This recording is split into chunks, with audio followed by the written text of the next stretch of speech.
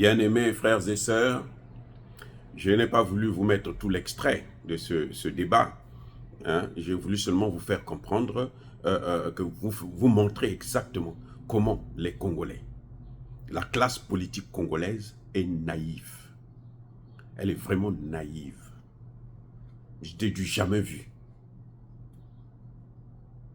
L'extrait là suffit. Quand on vous le dit, vous ne croyez pas. Je l'ai dit la dernière fois, le problème du Congo, c'est sa classe politique. C'est aussi la diaspora. La diaspora congolaise, là aussi, est naïve. Vous savez, le débat qu'il y a eu après, quand Tshisekedi est venu en France, pour la diaspora congolaise, ce qu'ils veulent, ce qu'ils avaient souhaité, c'est qu'on déroule le tapis rouge pour Tshisekedi. Alors que même quand on a reçu Xi Jinping, il n'y a pas eu de tapis rouge. Mais ce n'est pas ça le plus important. Les gens vont vous dire que non, Emmanuel Macron a échoué encore, une fois de plus, devant le géant chinois, alors qu'ils ont signé quelques petits contrats. Les Congolais, eux, ce qui les intéresse, c'est le m'as-tu vu. Vous voyez, c'est pour ça que j'ai toujours regretté Mobutu, parce que Mobutu, au moins, leur avait interdit le port de la cravate et de la veste. Donc, ils étaient un peu... Et ils se sentaient mal à l'aise seulement pour ça. Vous voyez? Mais le fond de la chose, quand on rentre dans le fond, là, vous avez vu? Le député dit non, sur Macron, la France a flou. Il croit que la France peut à la fois être au four et au moulin. C'est la France qui alimente le conflit. C'est la France qui est à l'origine du génocide. C'est la France qui soutient Kagame. L'Europe, l'Union européenne a signé des accords avec la France. Attendez, l'Union européenne a signé des accords avec Kagame. Mais l'Union européenne, c'est qui? C'est pas la France. Maintenant, la France veut encore avoir d'autres marchés à elle seule. Elle veut escroquer les autres membres de l'Union européenne, quoi. Elle veut prendre plus.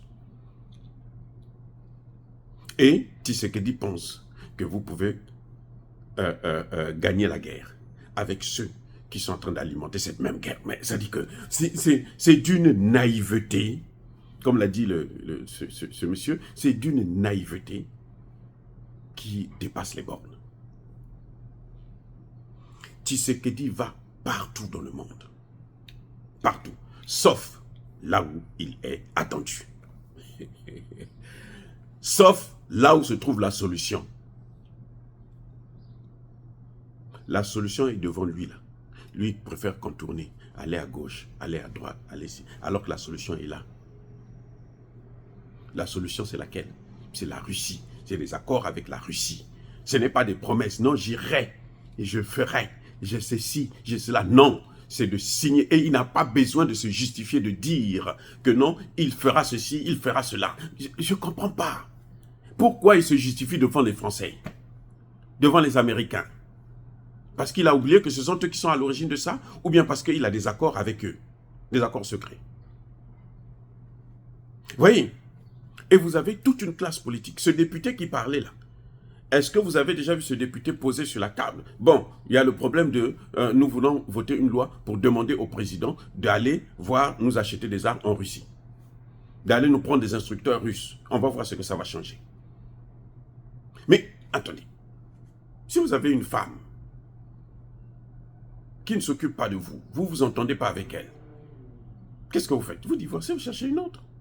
Pareil pour la femme. Si elle a un mari qui ne s'occupe pas d'elle, qui n'est pas bon, qu'est-ce qu'elle va faire? Elle va laisser, elle va chercher ailleurs. C'est comme ça que ça se passe dans la vie. Vous ne pouvez pas être avec un partenaire. Et vous ne gagnez rien dans cette relation. Vous êtes toujours perdant dans cette relation. Et vous pensez que ce partenaire-là pourra vous aider demain à vous développer. Mais ça dit que c'est à vous en sortir. C'est alors que c'est lui qui est en train de vous mettre dans tous ces problèmes. C'est ça ce que le monsieur a dit, faire être naïf. C'est d'une naïveté, mais couper le souffle. Et c'est ça le problème de Tshisekedi, de la classe politique et de la diaspora. Quand Tshisekedi vient, la diaspora l'acclame. Cette même diaspora-là, qui ne voulait plus voir comment vous l'appelez, Kabila en Europe. Kabila le fils, bien sûr. Kabila le père, c'était normal. Lui, il est venu avec les Rwandais, son erreur, c'était ça. Mais après, il a compris et il a changé tout de suite. C'est pour ça que c'est lui, les accords que Tshisekedi n'arrive pas à signer là, et datent depuis 1999, quand le père était au pouvoir. Le Munze. Vous vous rendez compte? Tshisekedi est là, ça fait maintenant 6 ans. Il n'a jamais pensé à renouveler ces accords-là. Il continue à courir après la France. Pendant 6 ans, il court après la France, et pendant 6 ans, on ne fait que continuer à tuer des Congolais. Vous voyez, ça veut dire qu'il faut être un peu dingue. Kabila n'a fait que 3 ans. Et si Kabila avait finalisé ces accords-là, on ne serait pas dans cette situation-là. Tshisekedi a fait 6 ans. Il n'a pas finalisé les accords.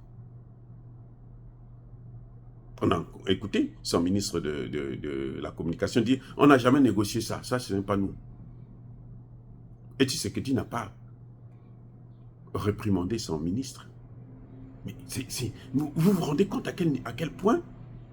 Parce qu'il faut faire plaisir aux Occidentaux, à ceux qui nous tuent.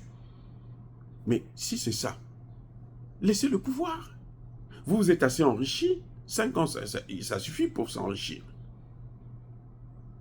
Laissez que d'autres gens viennent régler. Vous avez que des traîtres. Ce député-là, c'est encore un traître. Vous voyez, il est en France, pendant qu'on est en train de tuer des gens là-bas dans son pays. Au lieu de chercher, de proposer des solutions au président, non, il est en France.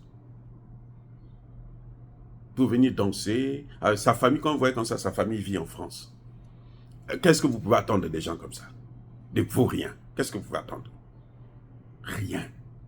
Bien-aimés frères et sœurs, il y a de ces choses qu'on ne peut plus accepter, qu'on ne peut plus supporter. C'est le cas de la diaspora. Quand Tshisekedi arrive en France, là, la diaspora l'acclame. Ils sont là, ils sortent, ils sont contents et tout. Parce que c'est une occasion pour eux de mettre la veste, de mettre la cravate et de se présenter là. Bon, nous on est des sapeurs, nous on est de danseurs. Ben, continuez à danser. On va voir ce qui va se passer. Un petit pays comme le Rwanda. Un pays de criminels seulement. Un pays de minables, d'idiots. En train d'occuper votre pays. Et vous êtes là en train de danser avec votre putain de président. Mais attendez, il y a un problème avec ces gens. Il y a un problème avec ces Congolais. C'est-à-dire qu'il n'y a rien de Lumumba là. On ne voit pas à Lumumba. Personne ne peut se dire, Tshisekedi arrive, personne ne peut arriver à lui dire que non, mais écoutez, ce que vous êtes en train de faire là, c'est pas normal. Qu'est-ce que vous venez faire ici? Tshisekedi a voyagé partout. Là. Depuis qu'il a prêté serment, là, il a fait le tour du monde. Il n'est jamais parti remercier ceux qui ont voté pour lui. Surtout à Goma. Jamais. Puis je vais vous sortir la vidéo, vous donner des dates, les voyages, où est-ce qu'il y a les destinations.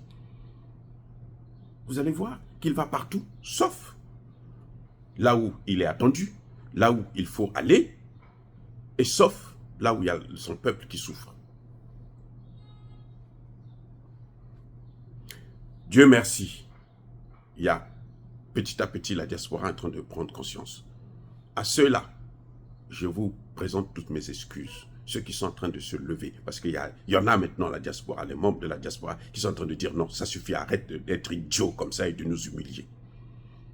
Il y a des Congolais qui sont debout. À ceux-là, j'ai du respect.